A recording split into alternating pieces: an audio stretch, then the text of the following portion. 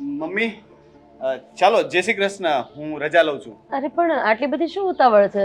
જમીને જ ગયા હોત ને. ના ના, મારે થોડું કામ છે એટલે જવું પડશે. અને મેં ગોપી સાથે વાત કરી લીધી છે, એને કંઈ વાંધો નથી. એણે જ કહ્યું કે તમારે જવું હોય તો જાઓ, અને એને રોકાવવું હોય તો 4-5 દિવસ અઠવાડિયું ભલે રોકાય. એની ઈચ્છા પડે ત્યારે મોકલી આપજો. ઠીક છે બેટા, આવતા રહેજો હં? હા ને, અને પાછી કંઈ પેટમાં ગડબડ કે ફલાણું ઢીકણું કંઈ પણ હોય તો ગોપીને કહેજો કે થોડી વધારે રોકાઈ જાય. હું તો મેનેજ કરી લઈશ. ભાભી છે ત્યાં. હા ને, ચાલો જય શ્રી કૃષ્ણ.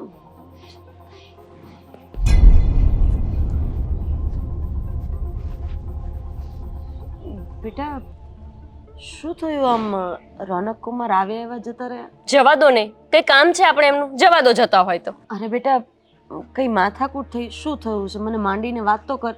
શું મમ્મી થાય? મેં એમને ખાલી એવું કીધું કે મમ્મીની તબિયત મને સારી નથી લાગતી તો આપણે એક દિવસ રોકાઈ જઈએ. એમાં મેં કંઈ ખોટું કીધું? બેટા સાચું કહું ને તો તારે એની સાથે જ જતું રહેવાનું હતું. કેમ? એ અત્યારે કેવું બોલીને ગયા છે ખબર છે? કેવું બોલીને ગયા? એણે એવું કીધું કે અઠવાડિયું 2 અઠવાડિયા રોકજો, અને કદાચ વધારે તબિયત ખરાબ લાગે ને તો મારે તો મારા ભાભી છે, હું મેનેજ કરી લઈશ. તમે તમારી દીકરીને અહીંયા રાખો. અચ્છા, એટલે એમને મારી જરૂર જ નથી. મને તો લાગે છે કે હું જ માથે પડતી એમના ઘરે રહું છું એવું. ભાભી છે, ભાભી છે, ભાભી છે, બસ બધું જ ભાભીને પૂછીને કરવાનું. મમ્મી, આ તો વળી કેવી રીત થઈ? મેં એમને ખાલી એવું કીધું કે અહીંયા એક દિવસ રોકાઈ જઈએ તો શું પ્રોબ્લેમ છે? સવારે અહીંયાથી ડ્યુટી પર જતા રહે. જરૂરી છે કે ઘરે જવું પછી જ નોકરી પર જવાય? તો ચોખ્ખી ના પાડી દીધી મને. બેટા સાચું કહું તો તું પણ જતી રહે ને, થઈ જશે, હું મારું કરી લઈશ, વાંધો નહીં. મમ્મી, તમે શું કામ આવી ચિંતા કરો છો? એ લોકો આપણને દબાવવા માંગે છે, આપણે એમની દબામણીમાં નથી રહેવાનું. એ કેવી રીતે નથી કરવાનું? તમે મારી માં છો. જો એ એના ભાભીને આટલું મહત્વ આપતા હોય, એમને એમના ભાભીની આટલી ચિંતા હોય, તો મને મારી જનેતાની ચિંતા કેમ ના હોય? બેટા હું સમજુ છું કે એક દીકરી તરીકે તને મારી ચિંતા હોય, પણ આટલી બધી ચિંતા સારી નહીં. અને મારા હિસાબે જો તારા સાસરિયામાં કંઈ વાંધો આવશે ને તો એ મને નહીં સારું લાગે બેટા. પણ મને લાગશે, જો મારી માં માટે થઈને આ વ્યક્તિને મારે છોડવો એ પડે ને, મારા ડિવોર્સ પણ થઈ જાય ને, તો મને કોઈ જ પ્રોબ્લેમ નથી મમ્મી. મારી જ ભૂલ છે. મેં નાનપણથી વિચાર્યું હતું કે હું એવા વ્યક્તિ સાથે લગ્ન કરીશ કે જે આપણા ઘરમાં આવે, મારે એના ઘરે ન જવું પડે, એટલે કે ઘર જમાઈ રહે. મને નહોતી ખબર કે આર્યા એ આટલા ખરાબ માણસ હશે. મળી ત્યારે તો એવું લાગતું હતું કે એ મારાથી વધારે તમારી ચિંતા કરશે, પણ આનામાં તો કોઈ માણસાઈ જેવું જ નથી. જોવે છે કે તમારી તબિયત નથી સારી, તેમ છતાંય એને ઘરે જવાની ઉતાવળ છે. બેટા એવું પણ બની શકે કે એના ભાભી એના ઉપર કોઈ દબાણ કરતા હોય અને એને જવું પડતું હોય. એમાં જમાઈનો વાંક ન પણ હોય. તું જે વિચારે છે એવું કદાચ ન પણ હોય ને. એવું નથી મમ્મી. ભાભી દબાણ કરતા હોય તો આ બોલી શકે ને, ભાભીને કહી શકે ને કે મારી પત્નીની મમ્મીની તબિયત નથી સારી. મારા સાસુ હોત તો ઠીક છે કે ચલો મારા સાસુ એને રોકે ટોકે, પણ ભાભીનો કોઈ હક નથી ને એને રોકવા ટોકવાનો. અને ભાભી એમને જ્યારે પિયર જવું હોય જાય છે, જેમ જીવવું હોય એમ જીવે છે, તો અમે કેમ ના જીવી શકીએ? કઈ સમજ નથી પડતી બેટા કે આમાં ખરેખર વાંક કોનો છે. એવું હોય તો હું તને મૂકી જાઉં તારા ઘરે, પછી જ્યારે એવું હશે ને તો હું તને બોલાવી લઈશ. મમ્મી, તમે પણ ગજબ છો. તમે મને ત્યાં મોકલવાની કેમ ઉતાવળ કરો છો? મતલબ શું થઈ જવાનું છે? હું એક દિવસ અહીંયા રહું તો ત્યાંનું કોઈ કામ અટકી જવાનું છે? ભાભી કરે જ છે બધા કામ. હું નહોતી એ ઘરમાં ગઈ ત્યારે શું એ કામ નહોતા કરતા?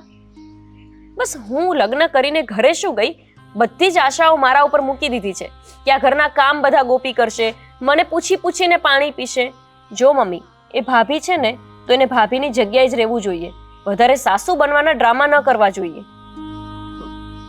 બેટા હવે ઘરમાં આમ જોવા જઈએ તો વડીલે એક જ છે, એટલે કદાચ એને એવું હોય કે હું કહું એમ બધા કરે. પણ હવે છોડે બધી વાત. હું એવું હશે તો જમાઈ સાથે વાત કરી લઈશ ફોનમાં. કોઈ જરૂર નથી મમ્મી. મારે જોવું છે કે તમારી ફરીથી તબિયત પૂછવા માટે ફોન કરે છે કે નથી કરતા. ચલો એ બધું છોડો. તમે આવા લોહી ઉકાળા ન કરશો ખોટા. ખાલી ખોટી તમારી તબિયત વધારે બગડશે. તમે આરામ કરો, હું તમારા માટે રસોઈ કરી દઉં છું. હા બેટા. ચલો આરામ કરી લો.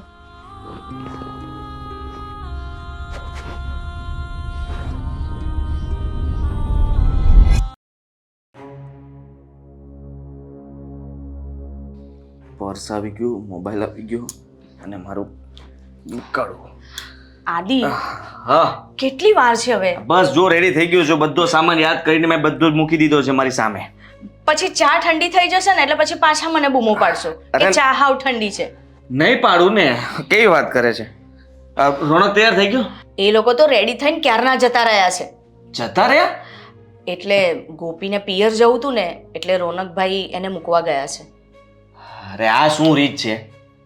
આ ગોપી બહુ હાલતા ચાલતા પિયર જતા રહે છે. હવે પિયર શું કામ હતું તે આજે જવું પડ્યું એમને? અરે પણ આદિ એના મમ્મીની તબિયત નહોતી સારી એટલે મોકલવી તો પડે જ ને. અને પછી એને ના પાડીએ ને તો પછી એને ખોટું લાગી જાય છે કે આ લોકો મને જવા નથી દેતા. દર વખતેનું છે એમનું. જ્યારે જુઓ ત્યારે બસ એમના પિયર જ જવું હોય છે. અરે માની લીધું કે એમના મમ્મીની તબિયત ખરાબ છે તો એમને આગળ પાછળ બીજા કોઈ નથી કે ગોપી બહુને જવું પડે ત્યાં. હવે કંઈ બી થાય તો એની દીકરીને જ બોલાવશે ને. અને નવા નવા લગ્ન થયા છે એટલે આપણે ના પણ ના પડાય ને. ના પાડીશું તો એમ લાગશે કે આ જો મારી જેઠાણીને નથી ગમતું હું પિયર જઉં છું તો. હું પણ એ જ કહેવા માંગુ છું.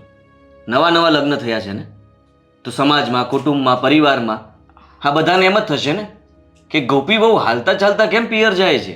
કઈ પ્રોબ્લેમ છે એમને? ઘરમાં નથી ફાવતું? મેં એને બધું પૂછી લીધું.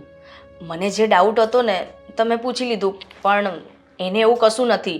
પણ એ એમ કહેતી હતી કે એના મમ્મીની તબિયત ખરાબ છે એટલે મારે જવું જ પડશે. હા રોનક જ ખોટું કરે છે. આ જ્યારે જુઓ ત્યારે બસ એમની જ વાત માને છે. જો આદિ હું પિયર નથી જતી એનો મતલબ એવો તો નથી ને કે હું ગોપીને પણ રોકું. હવે મને તો ખબર છે કે હું એક બે દિવસ બી મારા પિયર જઉં ને તો અહીંયા તમને બેને કોણ ખવડાવે? તમે બે જણ તો બસ બહારનું તમને બેને ભાવતું નથી તો તમે બે જણ તો ભૂખ્યા મરો ને. એટલે હું તમારા લોકોનું વિચાર કરીને નથી જતી. પણ ગોપીએ નાની છે તો આપણે એને જવા દેવી જોઈએ. આમ રોકટોક કરીશું તો એને નહીં ગમે. સમજાવવા જોઈએ. રોકટોક કરવાની વાત નથી કરતો પણ એમને કહેવું જોઈએ કે હવે તમે તમારા ઘરની જવાબદારી સંભાળો, રોનકની જવાબદારી સંભાળો. અત્યાર સુધી તે જ કર્યું છે ને તો જરૂરી નથી કે હવે બધા કામ તું જ કરે. તમારી વાત સાચી છે પણ નવા નવા લગ્ન છે એ બી મારી જેમ સાચવી લેશે બધું. વાર લાગશે એને પણ સાચવી લેશે. હવે જો એના મમ્મી પપ્પાની એકની એક દીકરી છે, પપ્પા છે નહીં, મમ્મી એકલા છે તો સ્વાભાવિક છે એને એના મમ્મીની થોડી કાળજી તો થાય ને. અને હવે ઓફિસે જતા પહેલા મારે રાહ જોવાની? હા હું પણ લેટ જાઉં કે રોનક ક્યારે આવશે એને મૂકીને? પણ તમે એક કામ કરો ને, તમે ચા નાસ્તો કરીને તમે જતા રહો તમારી રીતે. રોનકભાઈ આવશે ડાયરેક્ટ. હા બીજો તો કોઈ રસ્તો નથી મારી પાસે. આ રોનક કેટલા સમયથી ઓફિસમાં લેટ આવે છે. જ્યારે જુઓ ત્યારે અલગ અલગ બહાના બતાવે છે છતાં પણ સારું છે કે ચલાવી લેવાય છે. અરે પણ તમે આટલા બધા ગુસ્સે શું કમ થાવ છો? આ વાત ગુસ્સો ન કરું તો શું કરું? મને તો સમજાતું નથી કે એમના એકના જ મમ્મી બીમાર પડે છે અને એટલા બધા બીમાર પડે છે કે ત્યાં જવું જ પડે. શાંતિથી પણ વાત થાય ને. માનું છું શાંતિથી વાત થાય પણ હા તો ખોટું જ કહેવાય. ખોટું કહેવાય તમારી વાત બરાબર છે. હવે તમે જ કહો એને કોણ સમજાવે? ચલો ઘરમાં તમારા મમ્મી હોત ને તો એને બે શબ્દ કે મારાથી કહેવાય એને. માની લીધું કે તારાથી ન કહેવાય પણ તું આ ઘરના વડીલ તરીકે બધું જ કહી શકે. મમ્મી નથી એનો મતલબ એ નથી કે તું ન કહી શકે. એક માં તરીકે પણ તું સાચા શબ્દો કહી શકે અને એમને સાંભળવા પણ પડે. હા માનું છું થોડું ખોટું લાગશે એ જ ને, ભલે લાગે. ખોટું લાગવાથી આદત સુધરતી હોય ને તો સુધારી નખાય. અરે પણ ખોટું લાગવાથી અમારા બે જણના સંબંધ બગડે એનું શું? એને પછી એમ લાગશે કે મારી જેઠાણી હવે મને જેઠાણી પણ બતાવે છે. સોરી કહી દેવાનું ને કે હું તો તારા ભલા માટે કહું છું, સારા માટે કહું છું અને મારું નામ દઈ દેજે કે એમને નથી ગમતું. તમે પણ આદિ કેવી વાત કરો છો? જો નવી નવી છે ને ત્યાં સુધી મારાથી કશું કહેવાય નહીં અને આજ સુધી મેં આવી રીતે ક્યારેય કોઈને કશું કીધું નથી. આ તમે બે ભાઈઓ જ્યારે હોય ત્યારે નાની નાની વાત પરથી એકબીજા પર ગુસ્સે થાવ ને તોય હું તમને બેને નથી કહી શકતી કે નથી ગુસ્સો કરી શકતી. એમના મમ્મીની તબિયત જો મતલબ કે એટલી બગડેલી હોય કે પથારીમાંથી ઊભા પણ ન થઈ શકતા હોય તો જરૂરી છે કે એમને જવું જોઈએ. આટલા બીમાર તો નથી ને? હવે એ મને તો આપણે પણ જવું પડે. જો આદિ હવે એ બધી વાતની મને નથી ખબર. હવે એ વાત લઈને તમે મારી સાથે ઝઘડશો? ના ઝઘડવા નથી માંગતો પણ ગોપી બહુને કહી દેજે હવે કે તમે ત્યાં જ રહેજો. લગ્ન કરીને આ ઘરમાં જ ખોટા આવ્યા છો. તમારા મમ્મીની સેવા કરજો. સારું ચલો હવે. અરે પણ આદિ છે ને, હવે આ માણસ છે ને મારી જોડે આમ ફૂલાઈને ફરશે, મારી સાથે સરખી વાત પણ નહીં કરે. શું થઈ ગયું છે ખબર નહીં.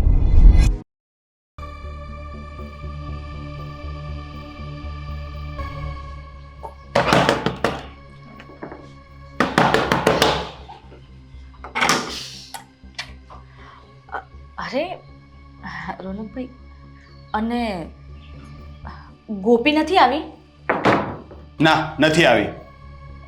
કેમ, શું થયું? એ તો મને એમ કહેતી હતી કે હું સવારે જઈને સાંજે પાછી આવી જઈશ. એને જ ફોન કરીને પૂછી લો ને કે કેમ નથી આવી. મને શું કામ પૂછો છો? મારી પાસે એનો જવાબ જ નથી.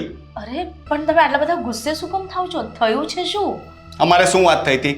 તમને પણ કહ્યું હતું ને કે મમ્મીની તબિયત ખરાબ છે તો એમની ખબર પૂછવા માટે જવાનું છે. અહીંયાથી 2 કલાકનો રસ્તો છે, સવારે જશું, સાંજે આવી જશું. આવી વાત થઈ હતી? હા, એવી જ વાત થઈ હતી. તો ત્યાં જઈને મેડમે નવી રોન કાઢી. હવે કહે છે કે મારે રોકાવું છે અને તમે પણ રોકાઈ જાઓ, આપણે કાલે જશું. તો એના મમ્મીની તબિયત વધારે ખરાબ હશે એટલે એને રોકાવાનું કહ્યું હતું. મમ્મીને તો કોઈ તકલીફ જ નથી. ઉલટાના મારા સાસુએ તો એવું કહ્યું કે દીકરા એક વખત ફોન તો કરવો જોઈએ ને. મારી તબિયત તો સારી છે, ખોટો શું કામ ધક્કો ખાધો અને જમાઈને શું કામ રજા પડાવી? તો પછી ગોપીએ આમ કેમ કીધું કે મારી મમ્મીની તબિયત નથી સારી? બસ એને છે ને પિયરે જવાના બહાના જોઈએ છે. આદત પડી ગઈ છે વારે ઘડીએ ચક્કર મારવાની. મમ્મીનું તો બહાનું છે, એને અહીંયા કામ કરવું પડે ને એનો પ્રોબ્લેમ લાગે છે. હું મારા બધા કામ છોડીને ત્યાં ગયો તો ત્યાં મને કહે છે કે હજુ રજા પાડો. અરે જો તમે આમ ગુસ્સે ના થશો, એ હજુ નાદાન છે. હજુ આવા નવા લગ્ન થયા છે ને એટલે હજુ એને કદાચ પિયરની માયા નહીં છૂટતી હોય, એને એના મમ્મી વગર નહીં ગમતું હોય એટલે એણે આમ કીધું હશે. તમે આવી રીતે ગુસ્સે ના થશો અને શાંતિથી એની સાથે વાત કરજો. અને એનો વાત કરું? એની સાથે વાત કરું? શું વાત કરું એની સાથે?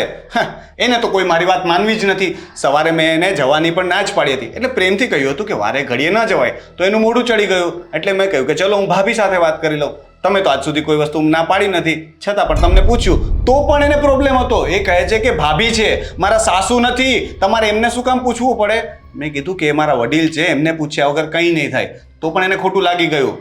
અરે પણ રોનકભાઈ, આવી નાની નાની વાતોમાં તમે ગુસ્સો કરશો અને આવી રીતે ઝઘડા કરશો તો તમારું લગ્ન જીવન કેવી રીતે ચાલશે? હજુ હમણાં તો લગ્ન થયા છે અને આવી રીતે ઝઘડતા રહેશો ને તો એનો કોઈ જ મતલબ નથી. હું પણ એ જ વિચારું છું કે આ રીતે કેમ ચાલશે?